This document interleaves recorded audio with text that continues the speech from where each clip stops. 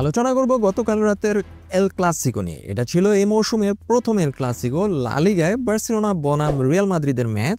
যে ম্যাচটি অনুষ্ঠিত হয়েছে রিয়াল মাদ্রিদের ঘরের মাঠ সান্তিয়াগো বার্নাব্যুতে, আর এটা বার্সেলোনার জন্য ছিল একটি অ্যাওয়ে ম্যাচ।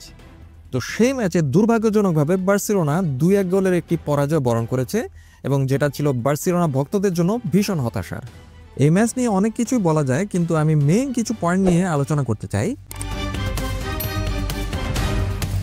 তো এবার আসি প্রথম গোল বিশ্লেষণে।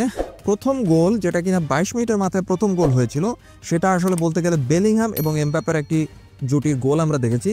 মার্কাস র্যাশফোর্ড অথবা ফেরমিন লোপেজ কেউই বেলিংহামকে চার্জ করে নেন। বেলিংহাম সুন্দরভাবে একটা স্পেস পেয়ে গিয়েছিল, সুন্দরভাবে খেলাটা আন্ডারস্ট্যান্ড করতে পেরেছিল, এবং এমবাপ্পের পজিশন সেন্স এক্ষেত্রে দুর্দান্ত একটি রোল প্লে করেছে। চমৎকারভাবে বার্সেলোনা হাইলাইন ডিফেন্সকে ব্রেক করে সে মুভ করেছে, এবং এমবাপ্পের হাই স্পিড এবং বেলিংহামের থ্রু পাস, এই দুটার মিলিত একটা কম্বিনেশন আমরা দেখেছি প্রথম গোলের ক্ষেত্রে। ফ্র্যাঙ্কি ডিয়ং, পেদ্রি অথবা ফেরমিন লোপেজ কেউই এখানে বেলিংহামকে চার্জ করে নাই। বেলিংহাম এই পাসটা দিতে পেরেছিল।